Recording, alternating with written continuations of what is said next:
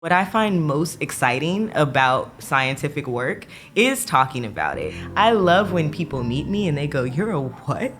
I've never met one of you before. Wow, you're so normal." Like, those are the conversations that I live for, because that's really the transformative work. That's shifting an image. This is where it all begins, so say goodbye to all your fears, all your doubts. This is where they die.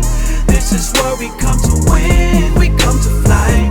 This is where we make our dreams come to life. Welcome to Innovation City. Welcome to Innovation City, a podcast featuring the innovators, disruptors, and creators who are making things happen. My name is Michael T. Johnson, and I am here with my co-host Tyler Kelly. Tonight we're at Venture Cafe Miami. Venture Cafe is the largest gathering of entrepreneurs anywhere in the world. So on a Thursday evening, if you're near Venture Cafe City, you're going to want to check it out. So I'm very excited because tonight we have Dr. Kilan Ashad-Bishop with us. Thank you for having me. So Dr. Ashad-Bishop is a molecular biologist and environmental justice advocate, an Oakland native. She earned her PhD in cancer biology from the University of Miami. Her research focus is the characterization of the functional role of genetic factors in triple-negative breast cancer development and progression. And you also serve on the City of Miami Sea Level Rise Committee. Yes. And so we have a lot to talk about. Yes, in a short amount of time, so let's get to it. Let's do it. Welcome. Thank you. I appreciate it. So, like you mentioned, I live this dual existence as a scientist, which is all molecular biologist reduces to, and then an advocate. The issue of my choosing is environmental justice, when I'm not talking about like diversity and inclusion in science, which I feel like for a Black woman in STEM is like automatic. It's like you're automatically going to care about that by virtue of your experience, right? But then environmental justice really came about because human health, which is what I study as a biomedical scientist, is a result of where you live, work, and play. And so you can't divorce health outcomes from your environment. So for me, it sounds like for someone outside, it sounds like they're really separate. But for me, they're all in the same vein, and they really do interplay and really work together. So we've heard this a lot, right? That your environment and your day-to-day personal experience has a lot to do with your health. Absolutely. Like those are factors that are outside of an individual's control. Yeah. So how do we introduce that to the audience, and how do we address it?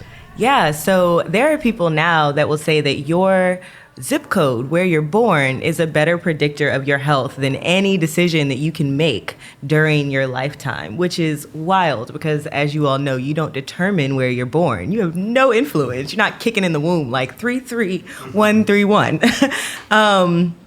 And so there are these things. So I study largely in my lab work the genetic determinants of health, right? And those are things that can be influenced by the environment, but there are plenty of diseases where your genetic code just is what it is, and your outcome is going to be that because of it, and it's pretty straightforward.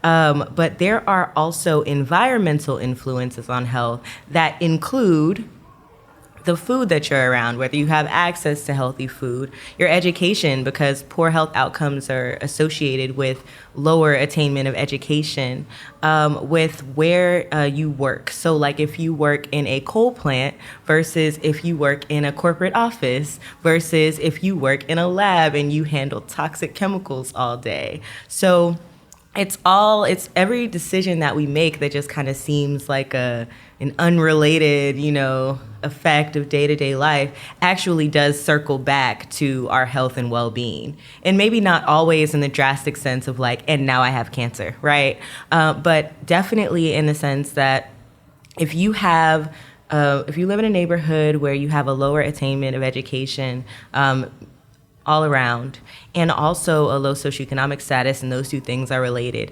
then you're more prone to gun violence, which we like to talk about like it's some crazy separate issue, but in reality, it's an end effect of all of these different other factors. So that's kind of a little bit just about how your environment really comes together. All these different factors that seem so disparate come together to influence the way that you exist in the world. As you were studying to do what you do. Were you always kind of living in that dual space, or did you come about that through your studies? So for me, it's always been my existence. So my mother is an educator, right? So when I was growing up, she's Dr. Bishop #1, by the way. So when before Dr. Bishop #2 even came to be, I was hearing about this achievement gap between Black and brown kids and their white counterparts. And that was what her thesis was on. That was largely what her work as a teacher, then principal, then superintendent focused on. It was increasing the chances of educational success for all children. And so that, when I talk about like how your education influences your health, before I even knew it, I was being taught in the way that, your education really can influence the way that you exist, the things that you go on to do. When I went to undergrad, I was just a measly biology major, from California, but then in Baltimore. I was always interested in more than the science. That's why I went into biomedical science, because I get to live in the worlds of both science and human health. So that duality has always been a part. And then by taking part in different diversity and research programs, started becoming aware of the fact that women and people of color and then those who exist at the intersection are inadequately represented in the field. So how am I supposed to just focus on science when I'm also looking around and realizing that the contributions that my ancestors made to like literally bring these fields into existence is not being honored by the presence of people who look like them. It really, as much as I'd like to think that it was a choice, it wasn't. It was given to me, and largely informed by all of my different experiences. When I got to Miami in particular, and the reason that I did stumble into the environmental justice aspect, I had all of these friends who were doing grassroots organizing work. And for me, working in a lab, 8 to 8 on a good day, I was like, that's great for y'all, but I can't do that. I can't commit to that, right? But where my role came in was they had advocated for this seat on the City of Miami Sea Level Rise Committee. And they didn't know what they needed in the seat, but they knew that they couldn't necessarily fill it. There were all these strange requirements, educational requirements, and then on top of that, because of the way that the committee was composed, they knew that they needed somebody that operated at a certain level, that presented themselves a certain way so that they would be taken seriously. And that's why I was recruited. They said, oh, you know what? We actually know a scientist, so you're going to get this technical expertise, but then also someone who can articulate our concerns as a community to a body that wasn't necessarily interested in that perspective. And so my role was largely as a mediator, communicator, and it's shifted to research. We could talk more about that later. Yeah. Obviously, a lot of what you talk about is kind of the lack of representation of people of color and women in the STEM field, mm-hmm. and in science and the medical field. Like, what are the biggest barriers for those underrepresented groups in those areas? Yeah, so it's systems, and that sounds kind of sounds like a cop out, right? It's just like the system isn't built for us, but it's not. So in order to be what the world considers right now a scientist, it does require post-secondary education, right? So if you want to be an engineer, then you can get away with getting a bachelor's degree. But in my field, biology and biomedical science, you need to get a PhD to really be considered a scientist in the way that is conventionally respected. And so you're committing yourself to about a decade of school after K-12, a large number of undergraduate fields offer research programs and scholarships that I think are a part of breaking down those barriers, those financial barriers. But for someone like me who wasn't really dealing with financial barriers, the things that I experienced were largely cultural. So I went to Morgan State University, which is a historically Black college in Baltimore, Maryland. And most of my professors, it was 95%, looked like me. And they shared my lived experience to an extent, not a perfect match all the time. And they understood sometimes where I was coming from when I wanted to talk about things that weren't necessarily related to science, but, definitely are affected by science or were affecting my ability to do science or partake in science. That changed drastically when I got to graduate school. All of a sudden, it was all about science and nothing social. And when I was going through graduate school, that's when Trayvon Martin was killed and his killer was acquitted. And that happened here in Florida. And graduate was UM? Yeah. So that happened in Florida. And I'm just kind of like, whoa, what is going on over here? Like, this is a strange new state. And apparently it's dangerous. And so things like that aren't things that are considered during your training. So women and people of color are largely asked to erase parts of their identity or experience, things that very much make them who they are in the interest of pursuing science as it currently is. So that's what I mean when I say systems. It's an environment that goes, we only want that one part of you. And when you're tearing away bits of yourself for so long, it just gets really, really hard to stay resilient. Because science is hard enough when you bring your full self to the table. Like 9 times out of 10 experiments don't work. And if you have a mouse project the way that I did, your mice are randomly dying or popping up with tumors, and you didn't ask them to pop up with tumors. And so there's enough, unexpected turmoil without, having to worry about also segmenting parts of yourself to be accepted or to be considered worthy of help or sponsorship. I guess in those times you got to go back to like the reason why you got into it. Absolutely. Altogether. Absolutely. And I always say, if I had not had a very strong support network from the beginning that was like, you want to be a scientist? You're a scientist. You can do this. Don't let nobody stand in your way. My experience would have been very, very different. I came with a sense of entitlement, like I am going to do this, so you're going to help me or not, but I'm going to do this. So not everybody has that, and not everybody should be expected to have that in order to be successful. Your journey through educational attainment or through life should not be marked by your ability to be abused and walk and make it through it, right? It should very much be about fostering your talents in a meaningful way, figuring out what you can give to the world, and then having that fostered, at least in my humble opinion. I have a question, but I'm trying to figure out how to word it. Okay, take your time. It's something I read in your bio. It was I got to word it right. It's like about how it's almost like you're marketing science to advocate. Yeah. Like you got to be able to speak as a scientist and as an advocate. Absolutely. Not necessarily the C-Rise part, but no, in general. So science communication is, to me, the most important part of being a scientist. If I was to lock myself in this here room and do the greatest the greatest scientific work that's ever been done, it would mean nothing if no one knew about it, right? And that's a problem. That's another problem that contributes to inadequate representation. The way that we market science as something that you do locked away and you don't talk about, you can't do out on the corner of Northwest 20th Street or Northwest 20th Ave and Northwest 7th Street or whatever. I think I flipped them. That leads to some people wanting to disengage. Like, what I find most exciting about scientific work is talking about it and is switching your messaging so that you can make it appeal to people who may not know that they care about molecular biology or cancer biology. I love when people meet me and they go, "You're a what? I've never met one of you before. Wow, you're so normal." Like, those are the conversations that I live for, because that's really the transformative work. That's shifting an image.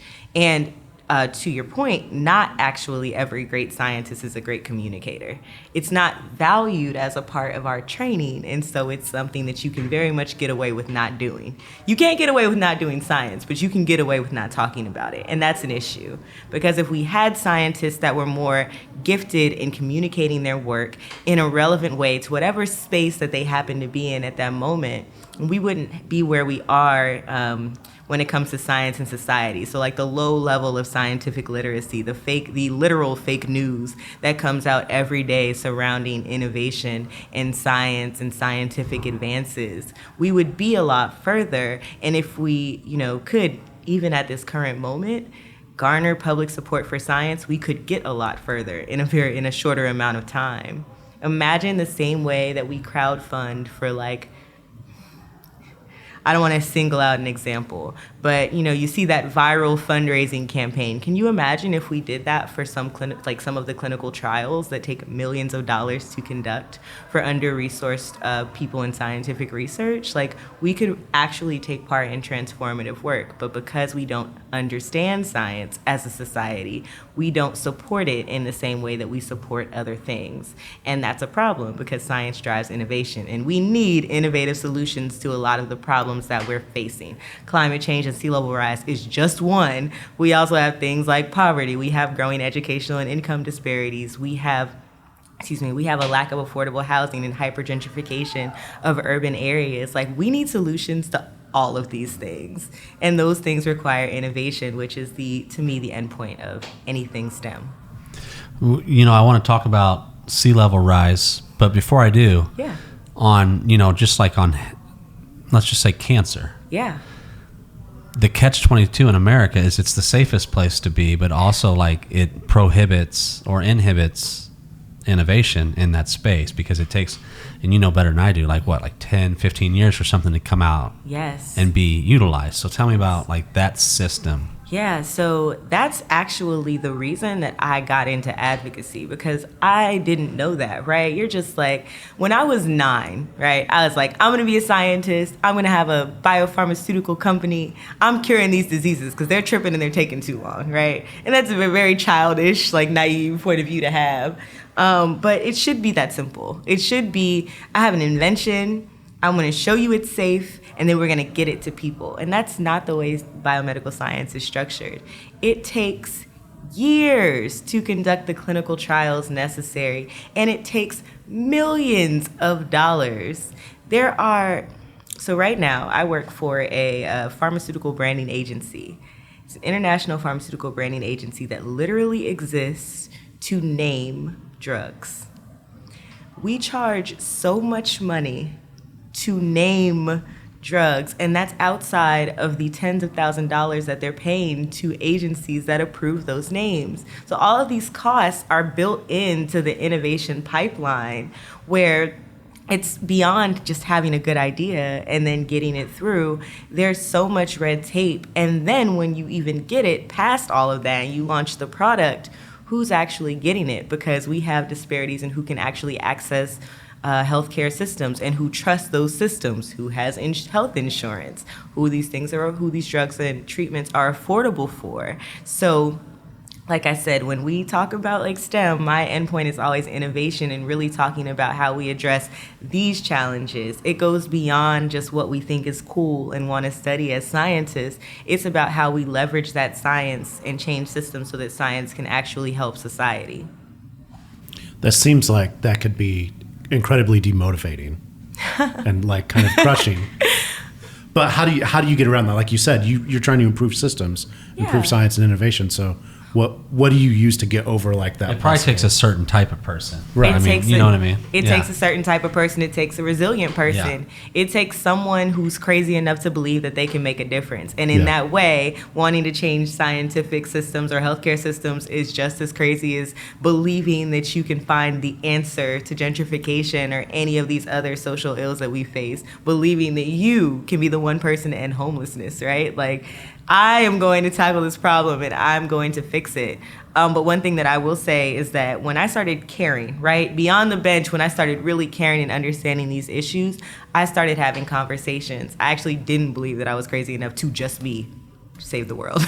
And that's made all the difference, because I've had conversations with people who have been doing science and health policy work for decades, and they can tell, you better than anybody everything that you just described, the various different interventions that have been attempted, the successes and failures of those interventions.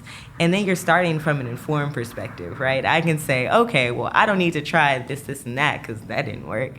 I can try this, and that, and move forward and build off of the work that's already been done. So part of it is resilience, right? The kind of person who can just look past all of this discouragement. But another part of it is just information, which is what I deal in as a scientist, right? And realizing that even if you play a small part, if you're a small cog in the wheel to progress, the wheel don't move without that cog. So you're still important. And that's really a lot of science is realizing that. You may find one protein that does one thing in one disease, but that understanding of that protein may inform the next person's work on the next protein, and that kind of cycle will eventually lead us to a cure. That's how it works. All right, so in the few minutes that we have left, sea level rise. Sea level rise, all right. I mean, everywhere you go, at least in the city, right? Yes. You hear about this. Like, it's a conversation that's happening. Yes. Especially when the roads are flooded, Yes. like right now. Mm-hmm. So those things that may not even like be connected, but maybe it is. Oh, it's absolutely. So tell us, like what's going on. Yeah. So here's the thing. Do you guys have cars? Yes. Okay. So if a road floods, you could just drive through it, right? Not always, right? Most of the time. Hey, you can try your very best to get through it. The point is, you are not resorting to wading in the water through, what could be waist deep water at times. But there are neighborhoods that flood very severely where the residents actually rely on public transportation to get back and forth to jobs that they very much need. And so there are different ways in which people are affected by the ways in which our world is changing. And you find that to be consistent across, here in Miami, across the country. But, here in Miami, it's people are wading in water that's picked up sewage, that carries wildlife, that's very dangerous, can hide sharp objects and things like that. In California, it's the difference between a fire threatening your home, being able to pay a private fire force to come extinguish that fire versus just grabbing what you can and getting out of there so you don't die. And, in the Midwest, it's the difference between having a farm that flourishes or having a farm that is affected by severe drought and inadequate soil and resources to actually, make a living.